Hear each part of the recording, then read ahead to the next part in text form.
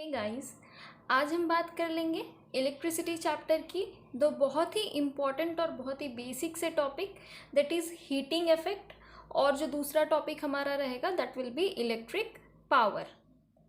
तो चलो, तो पहले हम डिस्कस कर लेते हैं हीटिंग इफेक्ट के बारे में। इसके लिए मैंने यहाँ पे ले लिया एक बैटरी। समझ लो ये एक बैटरी है, और बैटरी क्या करता है? इलेक्ट्रिकल एनर्जी जनरेट करता है। Battery is a source of electrical energy, क्योंकि बैटरी आप किसी भी सर्किट में, कोई भी इलेक्ट्रिक सर्किट में आप बैटरी लगाते हो तो उसमें क्या आता है? करंट फ्लो करने लगता है। ठीक है, तो इसीलिए हम बैटरी को क्या मानते हैं? करंट फ्लो करता है means electric energy, electricity flow कर रहा है मीन्स हम बताते हैं कि बैटरी क्या है? Is a source of electrical energy.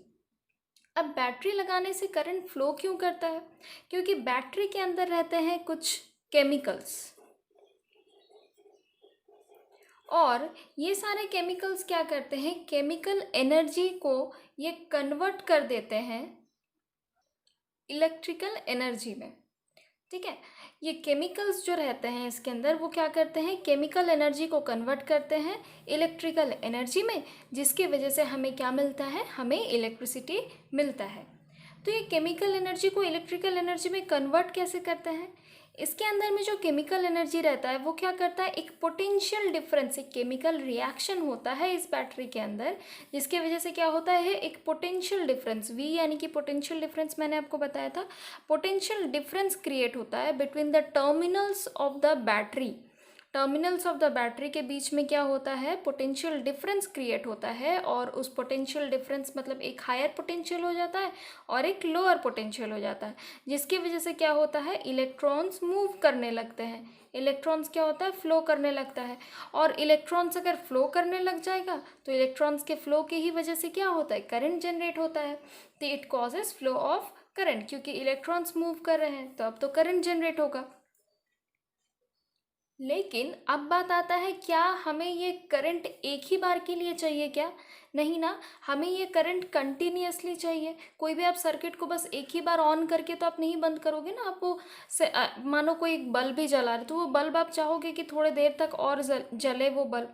तो आपको क्या करना होगा? इस बैटरी से कंटिन्यूअसली केमिकल एनर्जी हो, मतलब इस बैटरी में कंटिन्यूअसली केमिकल एनर्जी इसमें होना चाहिए। ठीक है, तभी आपको करंट का फ्लो कंटिन्यूअसली मिलेगा, है ना।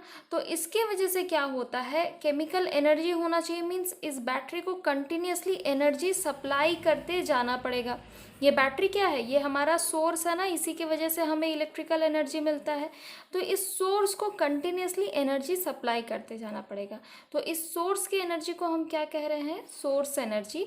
इस सोर्स एनर्जी से आप जो कुछ भी, लाइक इस बैटरी से आप कुछ मान लो फ़ैन को कनेक्ट कर दिए हो, या फिर आप मान लो इस बैटरी से आप किसी बल्ब को कनेक्ट कर दिए हो, जिस भी चीज़ को आप कनेक्ट किए हो इस बैटरी से, मान लो वो काम तो हो रहा है, मीन्स यूज़फुल वर्क तो हो रहा है जिसके लिए आप लगाए हो इस बैटरी को। लेकिन उसके साथ साथ ये जो केमिकल एनर्जी कन्वर्ट हो रहा है इलेक्ट्रिकल एनर्जी में, इसकी वजह से क्या होता है? कुछ हीट भी प्रोड्यूस होता है।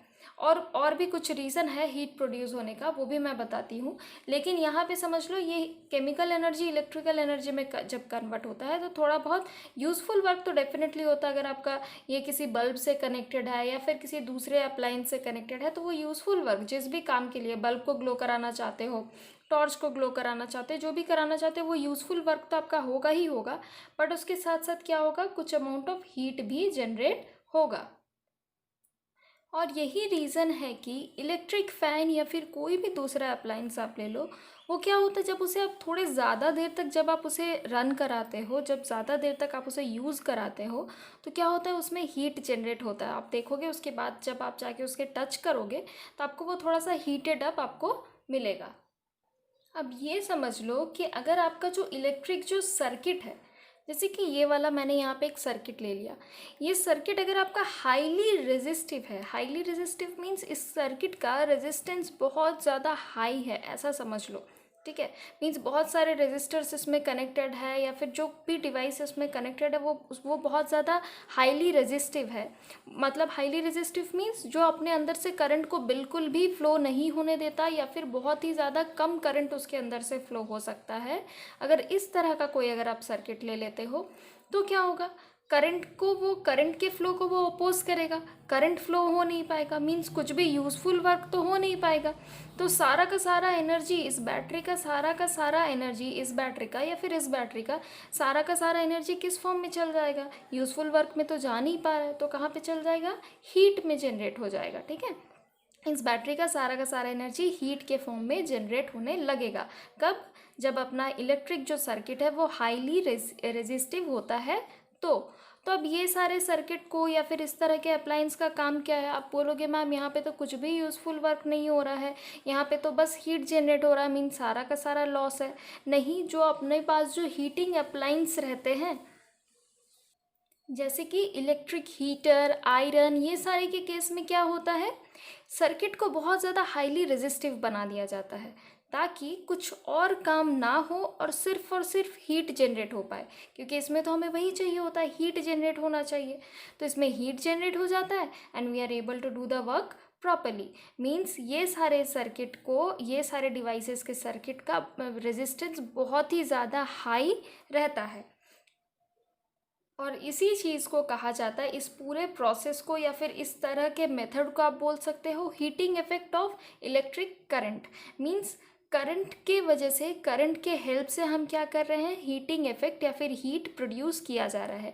कुछ अप्लाइंसेस में हमें हीट की ज़रूरत पड़ती है, इसीलिए हम इलेक्ट्रिक करंट को पास करवा के, उससे इलेक्ट्रिक करंट का फ्लो करवा के हम क्या करते हैं? हीटिंग इफेक्ट उसमें जनरेट करवाते हैं।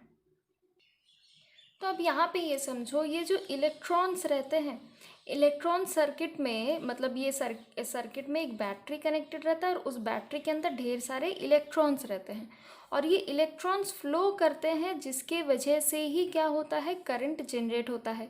यानी कि इलेक्ट्रॉन्स फ्लो करने की वजह से सबसे पहले तो क्या जनरेट होता है? पोटेंशियल डिफरेंस जनरेट होता है और इस पोटेंशियल डिफरेंस के जनरेट होने के वजह से ही क्या होता है? करंट फ्लो करता है। तो ये सारा क्या है? ये इलेक्ट्रॉन्स, वन इलेक्ट्रॉन मीन्स एक एक इलेक्ट्रॉन, ये क्या है? चार्ज पार्टिकल है ना। तो आपसे अगर पूछा जाए कि कितना वर्क डन होता है, मीन्स कितना वर्क करना पड़ रहा है पोटेंशियल डिफरेंस V अप्लाई करके एक पर्टिकुलर चार्ज पार्टिकल को मूव कराने के लिए। मीन्स अगर आप एक पर्टिकुलर चार्ज पार्टिकल को मूव कराना चाहते हो यूजिंग पोटेंशियल डिफरेंस V, अगर आप ऐसा कर रहे हो तो आप कितना काम कर रहे हो? मतलब वो चार्ज पार्टिकल, वो बैटरी, ऑब्वियसली आप नहीं, ये बैटरी कितना काम कर रहा है? तो work done will be equals to V into Q, क्योंकि पोटेंशियल डिफरेंस है V और चार्ज पार्टिकल इलेक्ट्रॉन्स को हम Q से डिनोट करेंगे, चार्ज पार्टिकल है तो V इंटू क्यू। तो अब जो हमारा ये जो सोर्स है, ये बैटरी यानी कि सोर्स जो है, इसे कितना ज़्यादा वर्क करना पड़ेगा एक पर्टिकुलर टाइम में, एक पर्टिकुलर इंटरवल ऑफ टाइम में। मीन्स एक मान लो टाइम आपका T से आप एज्यूम करो, ठीक है, मान लो टाइम क्या है? T। तो इस T टाइम में उसको कितना वर्क करना पड़ेगा? इस T टाइम में उसको वर्क करना पड़ेगा V Q। तो पावर इनपुट कितना होगा?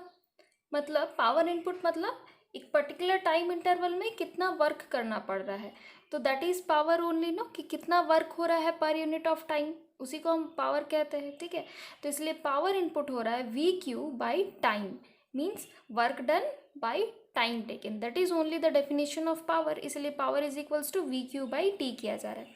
अब यहाँ से अगर आप समझोगे स्टूडेंट अच्छे से, तो आपको पता है, आपको ये चीज़ पता है ना, that I is equals to Q by T. ये मैंने आपको फर्स्ट क्लास के लेक्चर में बताया था। ठीक है, that I is equals to Q by T. तो अब आप ये Q बाई टी को आप रिप्लेस करके आप इसीलिए यहाँ पे बोल सकते हो therefore P is equals to VI। आप ये चीज़ भी बोल सकते हो, पावर का ये एक और फॉर्मूला है, देखो पावर का एक ये फॉर्मूला है, ये भी फॉर्मूला है, और ये क्या है? वर्क डन का फॉर्मूला। आपको ये सारे फॉर्मूलाज आपको याद रखने पड़ेंगे। ठीक है, मैंने यहाँ पे Q बाई टी को रिप्लेस कर दिया विथ I। अब एनर्जी का डेफिनेशन क्या होता है? एनर्जी का डेफिनेशन होता है पावर इनटू टाइम। तो पावर इनटू टाइम मीन्स आपको ये वाला मिल गया। मतलब यहाँ पे आप पूछा गया है कि एनर्जी कितना सप्लाई हो रहा है, एनर्जी उतना ही सप्लाई होगा ना जितना उसके पास पावर रहेगा। तो यहाँ पे पूछा जा रहा है कि कितना एनर्जी सप्लाई कर रहा है एक सोर्स, मतलब इस सोर्स में कितना नॉट सोर्स नहीं, इस सोर्स में कितना एनर्जी है एक पर्टिकुलर इंटरवल ऑफ टाइम में, सोर्स में कितना एनर्जी है। तो आप उसे क्या से डिनोट करोगे, पावर इनटू टाइम, जितना उसके पास पावर है और पर्टिकुलर इंटरवल ऑफ टाइम बताया मैं, इसलिए हम उससे क्या कर रहे हैं, टी से मल्टीप्लाई कर दे रहे हैं। तो आप उसे कुछ इस तरीके से लिख सकते हो, पी टी भी लिख सकते हो, और पी का वैल्यू क्या है, वी आई, अभी अभी हम यहाँ पर डिराइव किए, और वी आई टी से आप इसे लिख सकते हो, means energy is equals to आप लिख सकते हो V I T, energy supplied to a source in a particular amount of time, तो हम उसे क्या लिख सकते हैं, वी आई टी। अब अगर आपसे पूछा जाए कि ये सर्किट में हीट कितना प्रोड्यूस होगा, अब अगर आपसे ये पूछा जाए कि इस सर्किट में हीट कितना प्रोड्यूस होगा, तो क्या बोलोगे, ये समझ लो ये हम हीटिंग इफेक्ट का ही बात कर रहे हैं, मीन्स यहाँ पे अपना सर्किट क्या है, हाईली रेजिस्टिव है, और हाईली रेजिस्टिव सर्किट में क्या होता है, यूजफुल वर्क बिल्कुल नेग्लिजिबल होता है, मीन्स पूरा का पूरा एनर्जी कहाँ पे, इस सर्किट का जितना भी, इस बैटरी का जितना भी एनर्जी है, वो बैटरी का एनर्जी पूरा का पूरा कहाँ चल जाता है, इन जनरेटिंग हीट।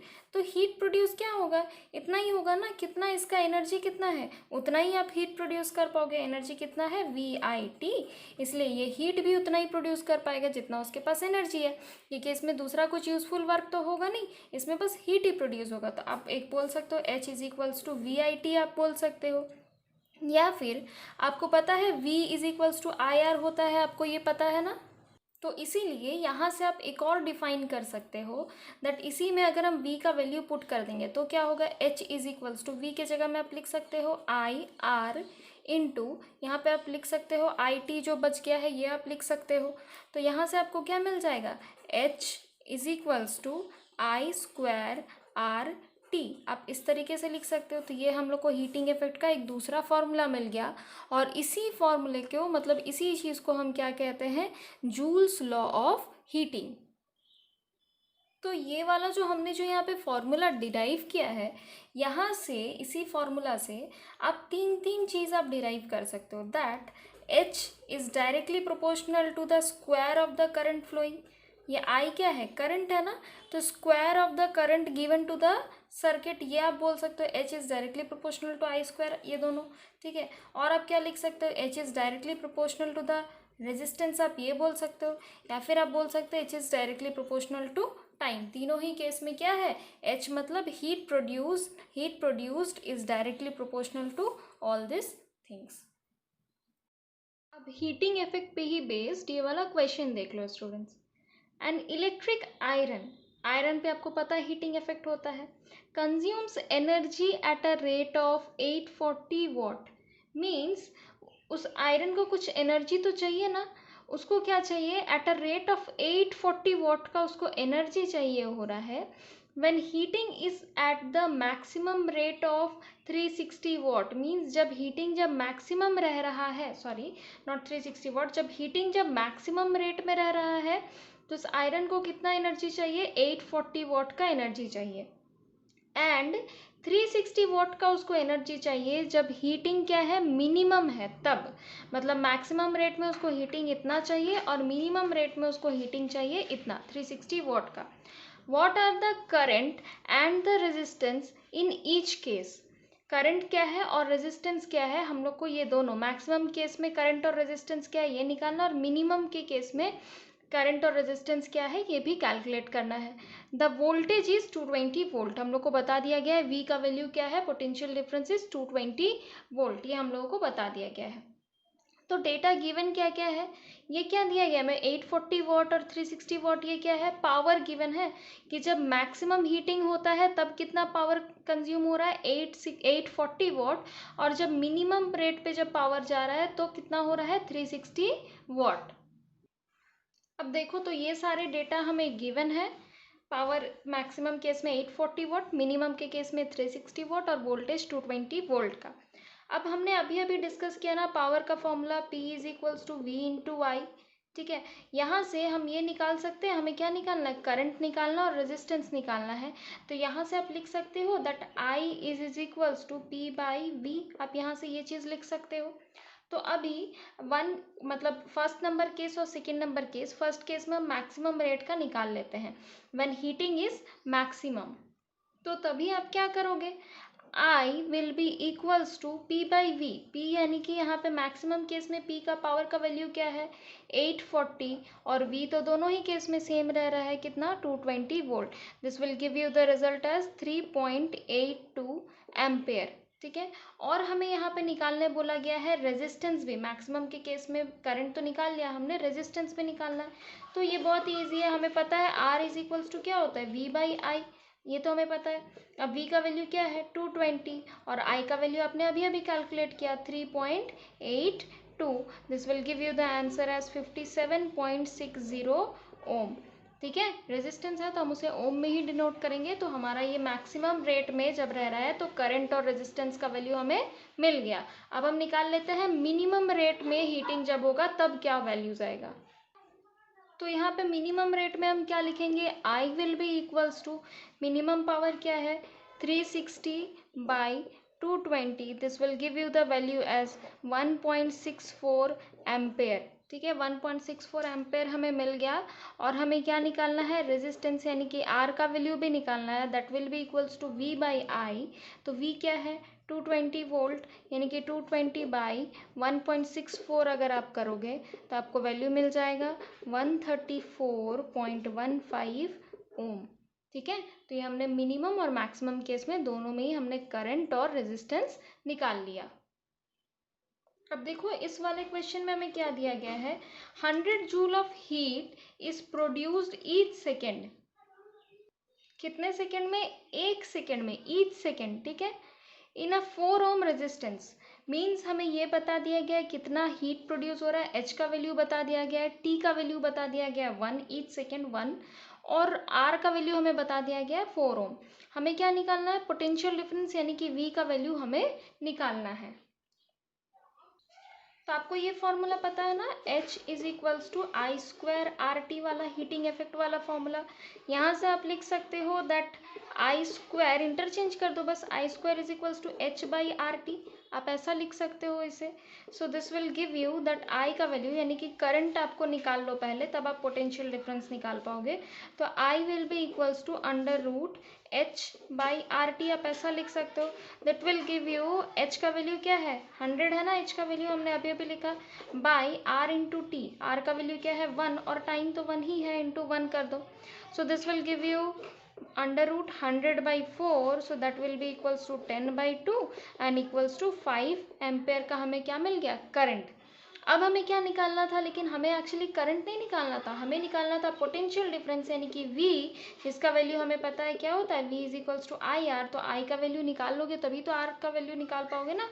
तो V is equals to I R, यानी कि आप यहाँ पे क्या करोगे, I का वैल्यू आपको मिल गया 5 और R का वैल्यू हमें बता दिया गया 4, so that will give us 20 और यूनिट क्या होगा इसका वोल्ट।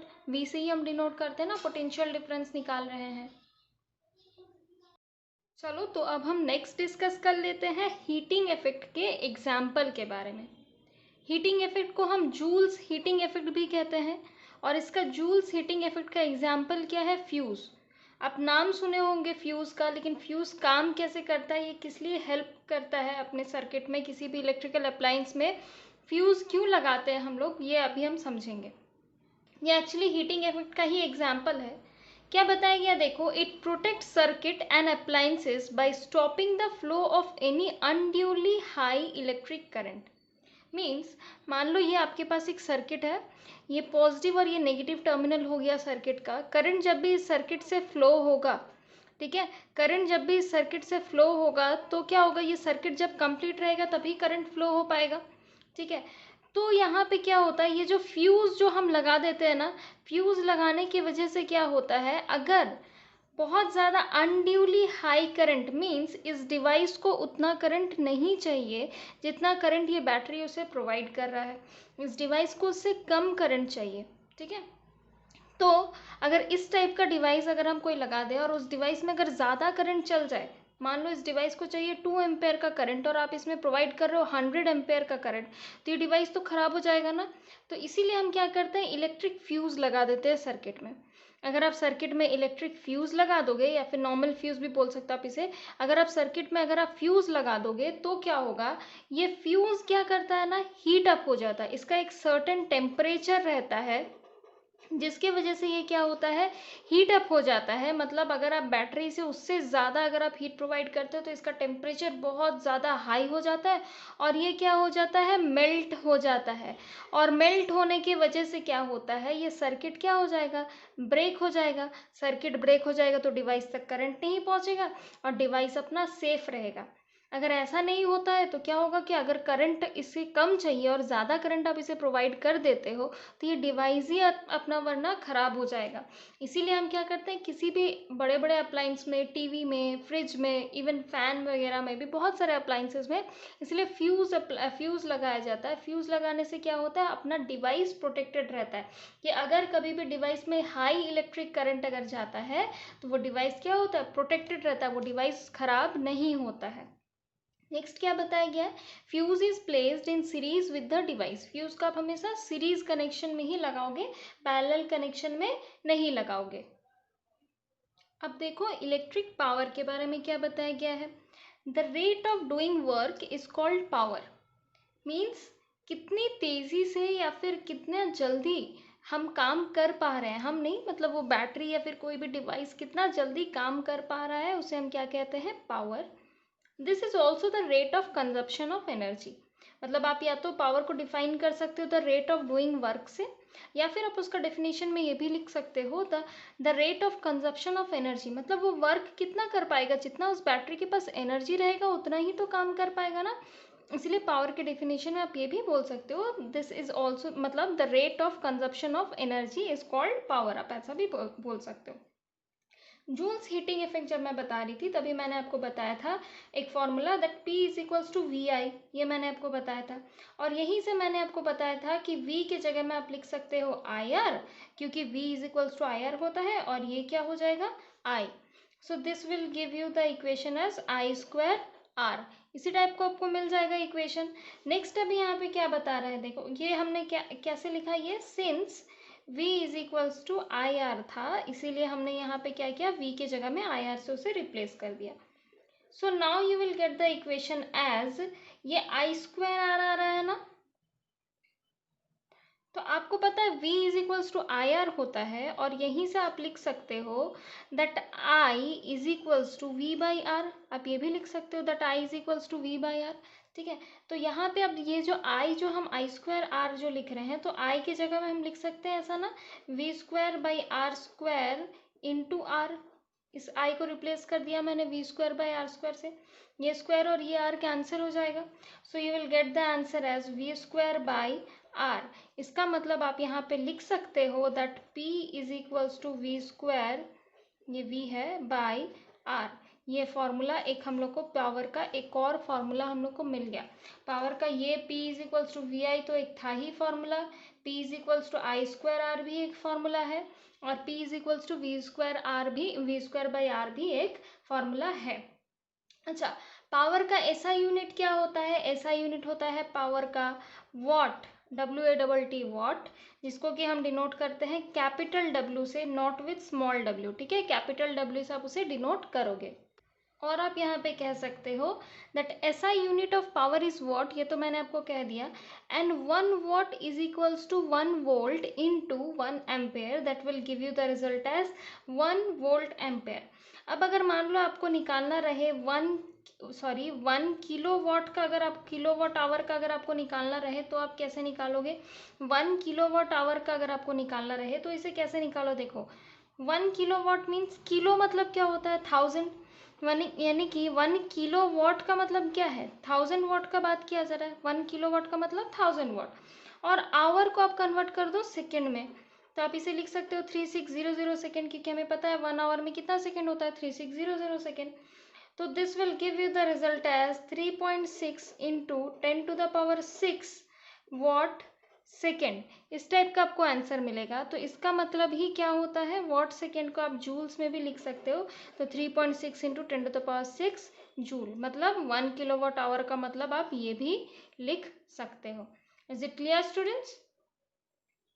अब देखो इस वाले क्वेश्चन में क्या दिया गया है, an electric bulb is connected to a 220 volt generator.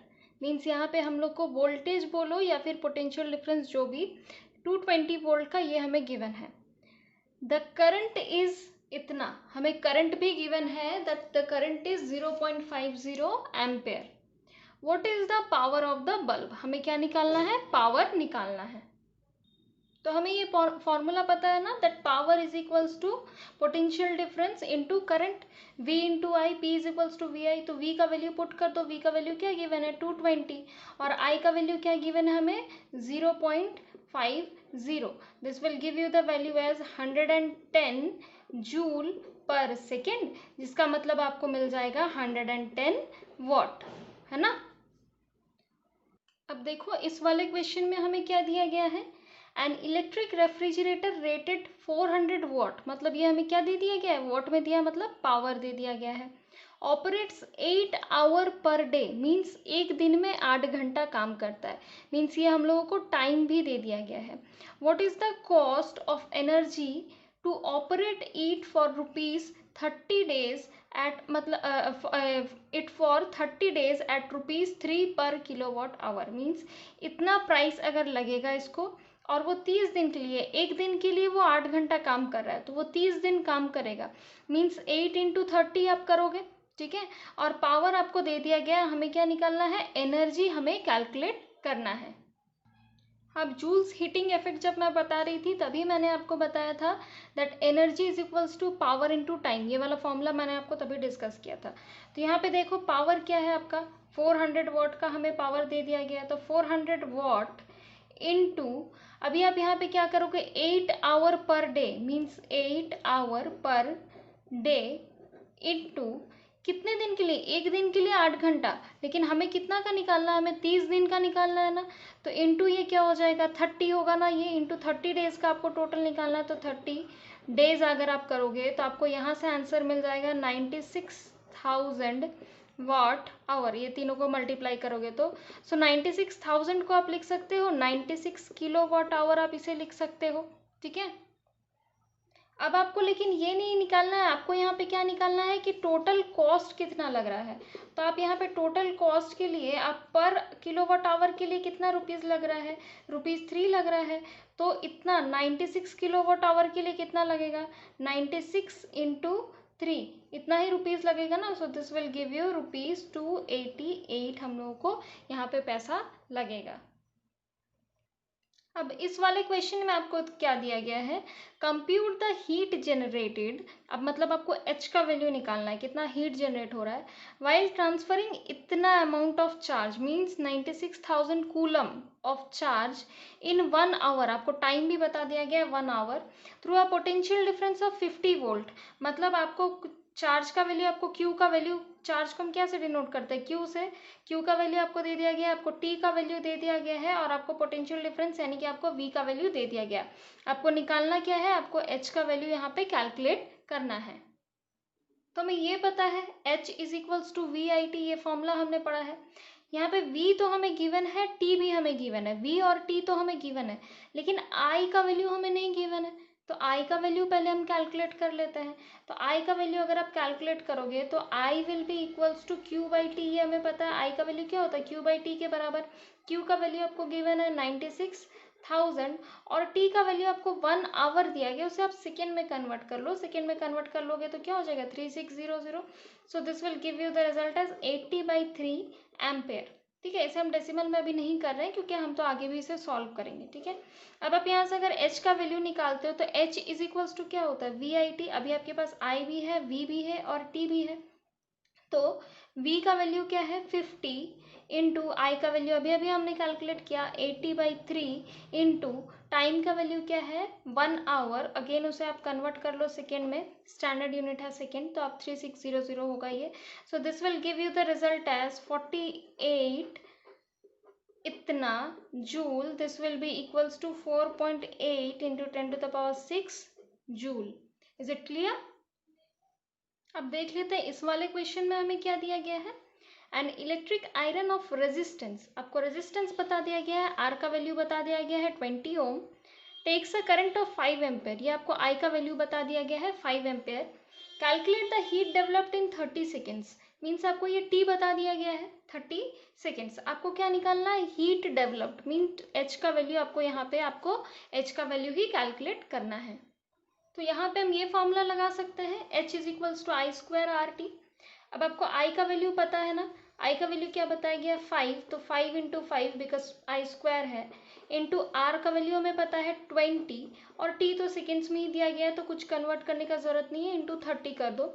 So this will give you the result as 15,000 joule, that will be equals to 1.5 into 10⁴ joule.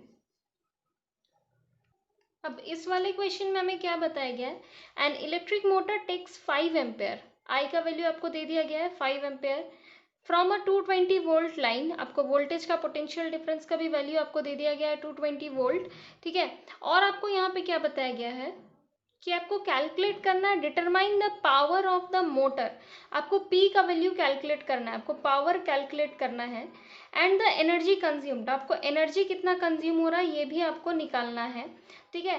Consumed in 2 our, 2 घंटे में, मीन्स आपको टाइम भी आपको बता दिया गया है, ठीक है। आपको I, V और T दे दिया गया है, आपको पावर और एनर्जी का वैल्यू कैलकुलेट करना है। तो सबसे पहले तो हम क्या करते हैं, ये जो 2 आवर दिया गया है ना, इसे हम सेकेंड में कन्वर्ट कर देते हैं। तो 2 इंटू क्या होगा, 3600 आप यहाँ पे लिखोगे, तभी आपका सेकेंड में ये कन्वर्ट होगा। This will give you the result है 7200 सेकेंड, ठीक है। ये 7200 सेकेंड हो गया। अब हम पावर कैलकुलेट कर लेते हैं। तो P is equals to VI वाला फॉर्मूला हमें पता है, यहाँ पे हमारे पास V भी गिवन है, I भी गिवन है, तो बड़ा ईजी सा है, जस्ट दोनों को पुट कर दो और मल्टीप्लाई कर दो।